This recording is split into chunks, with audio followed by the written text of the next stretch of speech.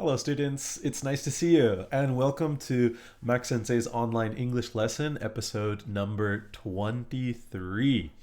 It's Golden Week right now, which means a lot of us are getting ready to meet friends or maybe go on a trip. Well, usually Golden Week is like that. However, these are special circumstances, so it might not be possible for us all to do something like that. But I hope we all have a good chance to maybe see our family members or meet a friend or go for a nice walk in a park or something like that. Today, actually, I'm going to have a barbecue with my wife, my child, and my wife's close friend and her baby too. So I hope we have a good time. And, we're going to be cooking meat over a nice fire and enjoying some good food, which made me think of today's topic. And today's topic is going to be about the history of cooking, right? When did cooking start? How long ago? How did they cook? And what kind of cooking did they do? So today we are going to focus on the history of cooking, and I hope you guys enjoy it. And after that, we're gonna go through 5 vocab words and 5 discussion questions, which you can send me over email, line, YouTube comment, anything you'd like. So let's get started. The history of cooking. One thing everyone likes to do is eat, right? And nothing is better than a freshly cooked meal with seasonings and a variety of ingredients. Currently, it is estimated that there are about 3.5 million professional chefs or head cooks in the world, and that number grows with the population.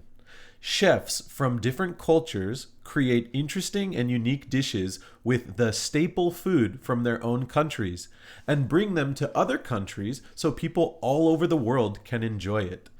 But where did cooking come from? When did humans start cooking food and eating it? What is the benefit of cooking food? And finally, what kind of modern cooking techniques do people use these days? Let's take a look at these questions in today's essay. Before we talk about cooking, we have to talk about the difference between history and archaeology.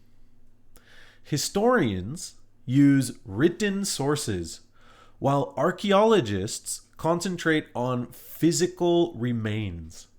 Basically, if someone wrote a note of an event or something, then it's considered history.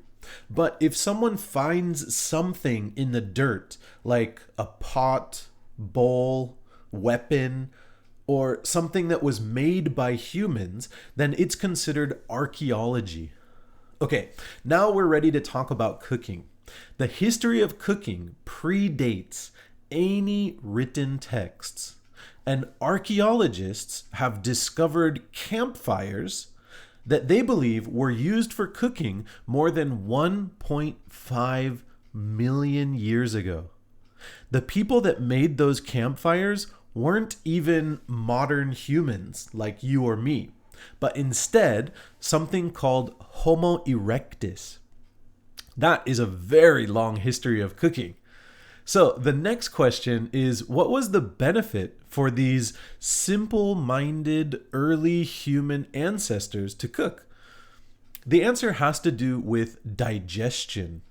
Cooking food makes it easier to digest, and the calories and nutrients in food will be easier to absorb in the body. Cooking might have been one of the reasons why Homo erectus could eventually evolve into the modern day humans. Cooking allowed early man to eat a wider variety of food and gain more nutrition from them, giving them more power and enabling their brains to grow. Archaeological evidence has shown that food was first cooked in 2 ways. It was either cooked over a fire or boiled in water to make it tender. They also smoked and dried their foods to make it last longer. If the winter was long, the animals were few, and so the early humans couldn't hunt. As a result, they needed ways to make their protein last longer. So they learned how to smoke and dry their meat to make it not go bad quickly. After a while, hundreds of thousands of years later, humans could make farms and grow crops. This led to people's diets becoming standard and a bit boring, like the same food. Farming made it possible for civilization to develop and also made it possible for people to try other occupations. Archaeologists found tomb paintings, sculptures, and other drawings in Egypt dating back 5,000 years that show different food-related jobs. That means professional chefs have existed for more than 5,000 years. The other jobs were butchers, bakers, brewers, and winemakers. It is also said that beer making might even be over 10,000 years old. Finally, we can look at ancient Rome for the development of the most modern style of cooking, world cuisines.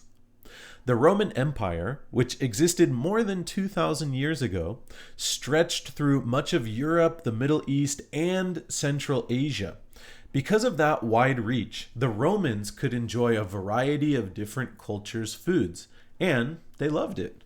A Roman merchant named Apicius, I think it might be Apicius. A Roman merchant named Apicius made a world cuisine cookbook and traveled all over the Roman Empire looking for interesting dishes. His cookbook was shared all over because people wanted to try the wide variety of food. Sounds a lot like modern day culture, right?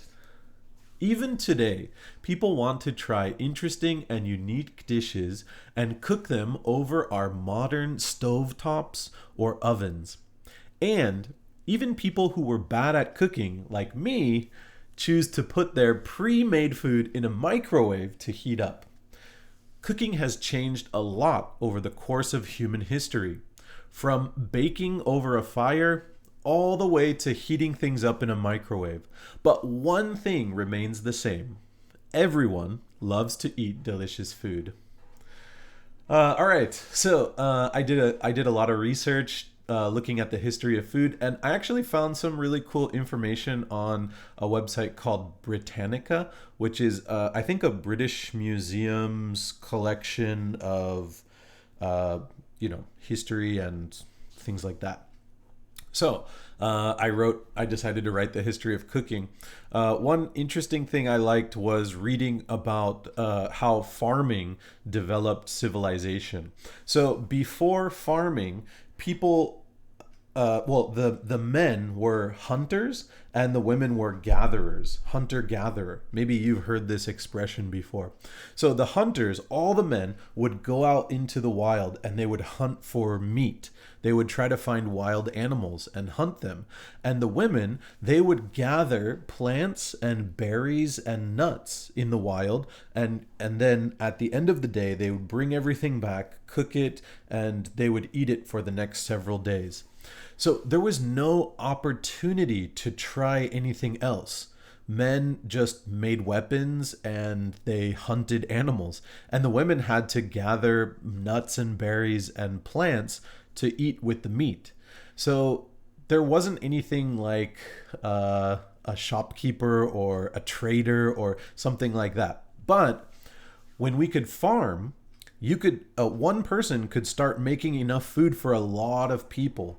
And when they made farming, they also had farms of animals. They kept animals and bred them. And so this meant only a few people had to make the food for the whole group, and the other people could start trying different jobs.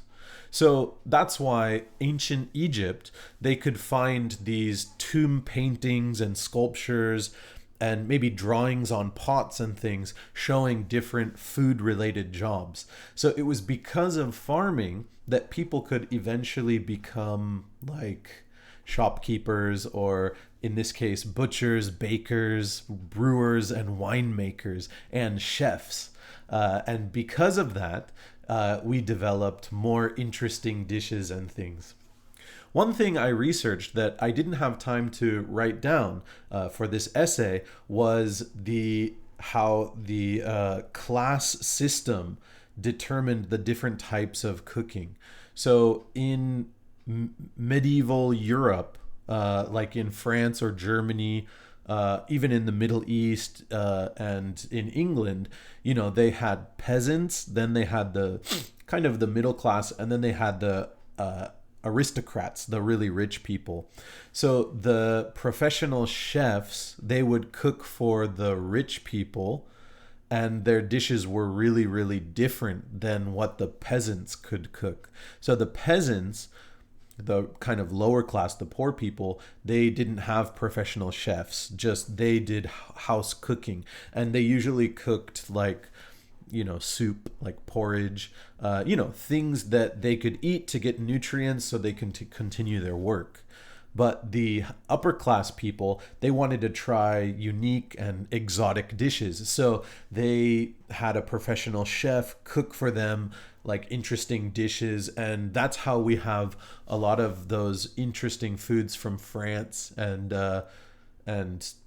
it came from that kind of culture, which I thought was really interesting. Unfortunately, I didn't have enough space in this essay to type about that.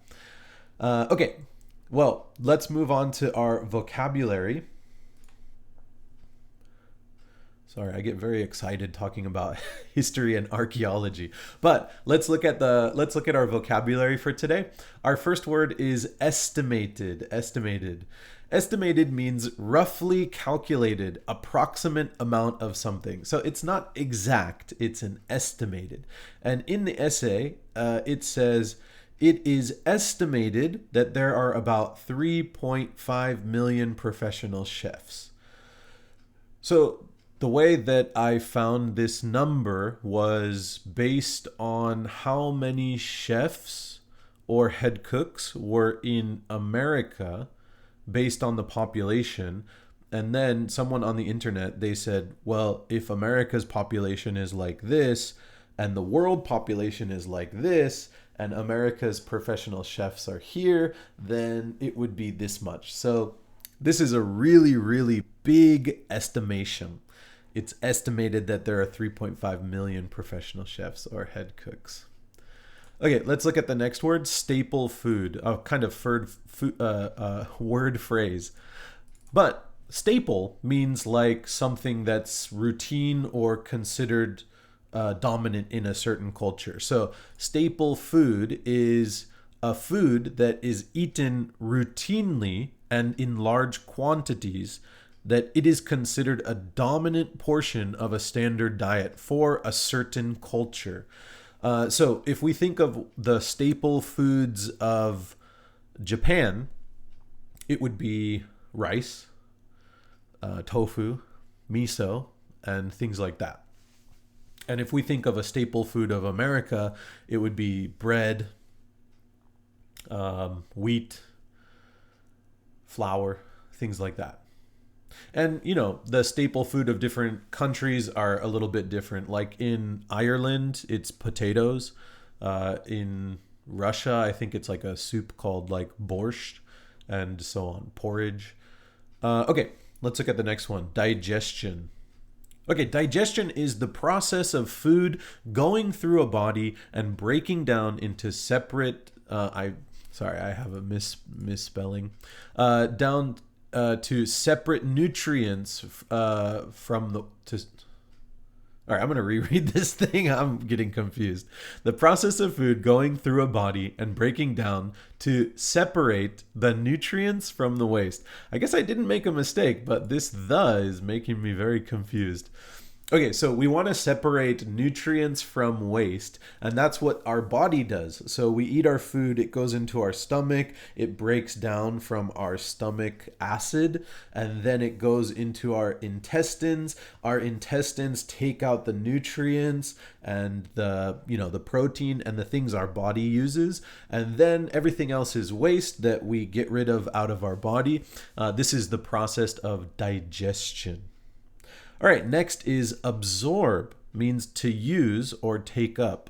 And this came from talking about digestion. So we said cooking food makes it easier to digest, and the calories and nutrients in the food will be easier to absorb in the body. So the process of digestion helps our body absorb calories, nutrients, protein, and things like that.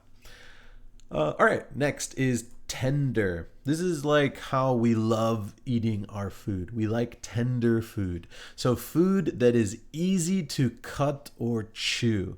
It means it's not tough. Sometimes if we cook the meat for too long, it becomes really dry, and that dry meat becomes very tough.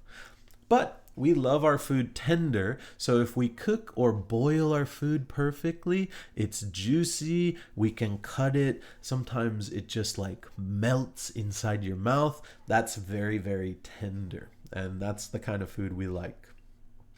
All right, let's look at our discussion questions. There are 5 questions in total, and you can answer as many or as few as you'd like. So let's look at question number 1.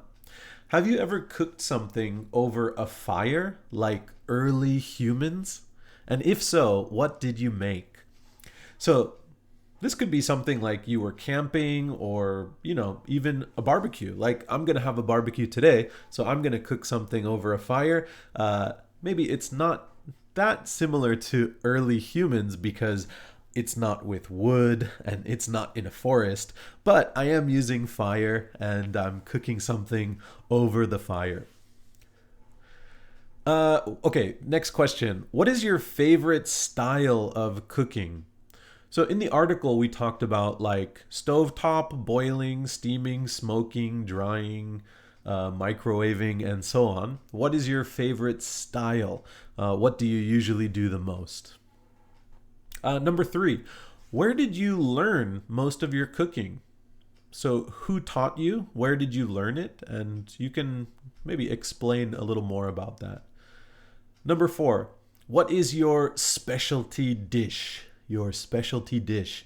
This means what dish are you best at cooking? What do you think is your just number 1 dish? Let's say the Queen of England or the Emperor of Japan comes to visit your house and asks you to cook him or her something. What are you going to cook? What is your most delicious dish that you can cook? Okay, and the final question is, what world cuisine do you like to cook or eat? What world cuisine? So not something from your country, something from another country. And what do you like to make? All right, I'll answer one of these questions, and I think I'm going to choose actually a combination between 4 and 5 because I think my answer is the same for both. And the answer is tacos from Mexico. I really love Mexican food, and tacos are pretty easy to make. And I think my tacos are pretty delicious, and it's not very difficult to make tacos. You find some seasoning like cumin, chili powder, salt and pepper, and a couple other seasonings, and you mix that with ground beef, and that creates a very nice taco meat. And then you just add lettuce and diced tomatoes and onion and some sour cream on a tortilla, and basically that's going to be a delicious taco. Don't forget the cheese too. Cheese is very important. That's going to make a really delicious taco. And I think that's my specialty dish. It's easy to make. I enjoy it. And it seems like tacos are not super popular in Japan. So if I have guests coming over or visitors and I cook them tacos, it's a really surprising experience for them and they usually enjoy it. So I like making tacos. And that's the world cuisine that I like to cook and eat as well. So that's my answer. I want to hear your guys' answers. So please send those in through email or line or YouTube or on the blog. Anything is okay. And I look forward to hearing more from you.